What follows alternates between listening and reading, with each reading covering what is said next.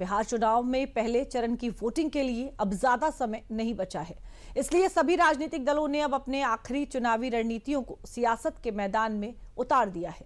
PM Modi से लेकर कई बड़े सियासतदार सीमांचल में क्यों प्रचार कर रहे हैं, इस रिपोर्ट में देखिए। जो बिहार में जंगल राज लाए, उनकी तस्वीरें पोस्टरों में या तो गायब है या तो एक कोने में छोटी सी तस्वीर रखी है, दूरबीन से भी दिखती नहीं है। जंगल राज वाले हैं, उनको ऐसा पराजय देना है, ऐसा पराजय देना है जो बिहार का कभी पूरा सोच भी न सके। लोगों की भावना नहीं, हम लोग नकारात्मक बात नहीं करते। जैसे जैसे बिहार में वोटिंग का वक्त घटता जा रहा है, वैसे वैसे सियासी तनाव बढ़ता जा रहा है। सोमवार को बिहार में पीएम मोदी की 2 रैलियां हुई और दोनों ही रैलियों में पीएम मोदी ने जिस तरह से विपक्ष पर हमला बोला, वो विपक्ष को चुभने वाला है। आपने एक और चीज भी नोटिस की होगी, इन लोगों के पोस्टरों में कांग्रेस लगभग गायब है। आरजेडी ने कांग्रेस को कट्टा दिखाकर मुख्यमंत्री का उम्मीदवार भी घोषित करवा लिया और अब कांग्रेस को उसकी हैसियत भी दिखाई जा रही है। आरजेडी हो या कांग्रेस, इनका विकास से दूर दूर तक का कोई नाता नहीं है। एनडीए की पहचान विकास से है और आरजेडी कांग्रेस की पहचान विनाश से है। पीएम मोदी ने जब मुख्यमंत्री के पद और कांग्रेस के अस्तित्व को लेकर विपक्ष को निशाने पर लिया, तो पीएम मोदी के बयानों की ये तीर विपक्ष को रास नहीं आया।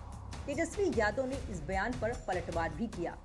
जिसकी जैसी भावना है, हम लोगों की भावना नहीं, हम लोग नकारात्मक बात नहीं करते। प्रधानमंत्री जी को पता नहीं ऐसे शब्दों से क्यों प्यार है। गुजरात जाते तो फैक्ट्री लगाने की बात करते, बिहार आते तो कट्टे चलाने की बात करते। हमने आज तक इतना प्रधानमंत्री जी का गिरा हुआ स्तर नहीं देखा। भाषा का क्या बोली बोलते हैं। बिहार चुनाव में पहले चरण की वोटिंग के लिए महज 2 दिनों का वक्त बचा है, लेकिन इससे पहले हर दल चाहता है कि समीकरण उसी के पाले में सेट हो। विपक्ष भी इसी कवायद में जुटा है और सत्ता पक्ष भी। और इसी कवायद में पीएम मोदी ने सोमवार को कोसी सीमांचल का समीकरण साधा। कोसी महासेतु रेल पुल का शिलान्यास साल 2003 में पूर्व प्रधानमंत्री अटल बिहारी वाजपेयी जी ने किया था, 2003 में।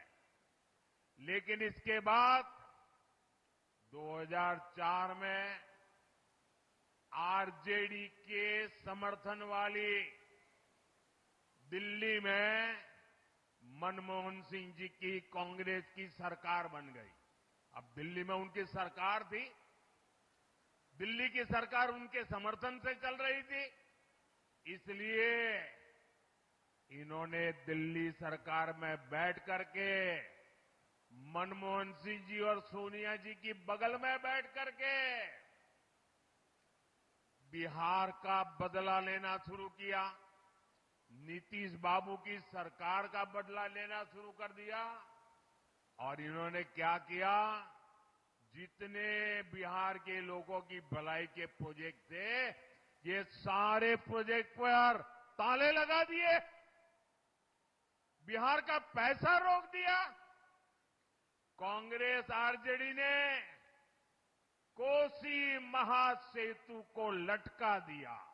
दरअसल विपक्ष पर पीएम मोदी के इस हमले के पीछे वो सियासी समीकरण माने जा रहे हैं जो इस बार बिहार चुनाव को बदल सकते हैं। और वैसे भी पीएम मोदी जहां रैली करते हैं, वहां अक्सर बीजेपी को फायदा मिलता है। सोमवार को पीएम मोदी ने कोसी सीमांचल और पूर्व बिहार के 13 जिलों की 62 विधानसभा सीटें हैं, इन सीटों पर इस बार चुनावी समीकरण बदले माने जा रहे हैं। इसका अंदाजा आप इस बात से लगाइए कि विपक्ष ने कई मौजूदा विधायकों के टिकट काटकर नए चेहरों को मौका दिया है। भागलपुर, किशनगंज, अररिया और बांका जिलों में सबसे ज्यादा बदलाव देखने को मिला है।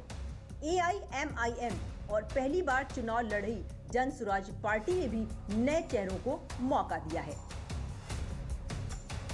ये ऐसे क्षेत्र हैं जो बिहार की सत्ता का रास्ता तय करते हैं और बीजेपी का फोकस इन्हीं क्षेत्रों पर इस बार रहा है और ये बात विपक्ष भी जानता है। इसीलिए विपक्ष ने भी अपनी पूरी ताकत इसी क्षेत्र में झोंक रखी है। सहरसा में PM मोदी थे तो वहीं कांग्रेस सांसद प्रियंका गांधी भी सोहरसा के सोनबरसा से सत्ता पक्ष पर निशाना साध रही थी। प्रधानमंत्री और गृह मंत्री जी का जो समय है वो काम करने में जाना चाहिए कि नहीं जाना चाहिए? जाना चाहिए। रोजगार दिलवाने में जाना चाहिए कि नहीं जाना चाहिए?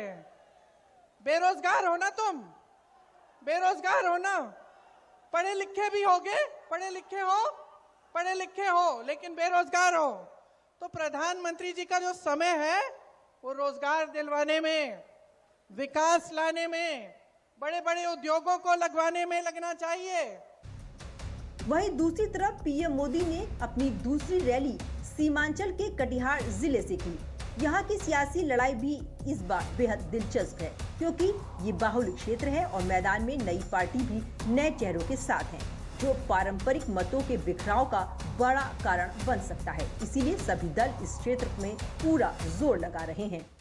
सीमांचल में जो कुल 24 सीटें हैं उनमें किशनगंज में 4 विधानसभा सीटें आती हैं जहां करीब 68% मुस्लिम आबादी है और 2020 के चुनाव में NDA को 4 सीटों पर हार मिली थी जबकि महागठबंधन को 2 सीटें मिली थीं और AIMIM को भी 2 सीटें ही मिली थीं। अररिया की 6 विधानसभा सीटों पर करीब 50% मुस्लिम आबादी है। यहाँ NDA को 2020 के चुनाव में 4 सीटों पर जीत मिली थी जबकि महागठबंधन और AIMIM को 1-1 सीट मिली थी। कटिहार की 7 विधानसभा सीटों पर करीब 45% मुस्लिम आबादी है। यहाँ भी NDA को 2020 में 4 सीटों पर जीत मिली थी जबकि 3 पर महागठबंधन को। वहीं महागठबंधन का खाता नहीं खुला था। पूर्णिया की 7 विधानसभा सीटों पर करीब 39% मुस्लिम आबादी है जहां NDA ने 2020 में 4 सीटें जीती थी। महागठबंधन को 1 सीट मिली थी जबकि AIMIM का खाता नहीं खुला था। यानी सीमांचल की आधी सीटों पर NDA का कब्जा 2020 में रहा था लेकिन इस बार NDA ये आंकड़ा बढ़ाना चाहती है। दूसरी तरफ विपक्ष भी दम लगा रहा है इसीलिए PM मोदी की जनसभा इसका काउंटर माना जा रहा है। डबल इंजन की NDA सरकार का एक बहुत बड़ा फायदा है। फायदा ये कि दिल्ली और पटना से निकला एक रुपया, एक पाई सीधी आपके खाते तक पहुंचती है। कोई चोर लुटेरे लूट नहीं सकते, वरना यहां एक बिहार का सबसे भ्रष्ट परिवार है और दूसरा देश का सबसे भ्रष्ट परिवार है। आपके हक का पैसा आरजेडी और कांग्रेस वाले आप तक पहुंचने ही नहीं देते, ये आपके हक का पैसा भी लूट लेते। फिलहाल बिहार में प्रचार अपने अंतिम दौर में है और पहले चरण की वोटिंग 6 नवंबर को होनी है। इससे पहले सभी दल ज्यादा से ज्यादा जनता को साधना चाहते हैं और कामयाबी किसको मिलेगी ये तो आने वाला वक्त ही बताएगा।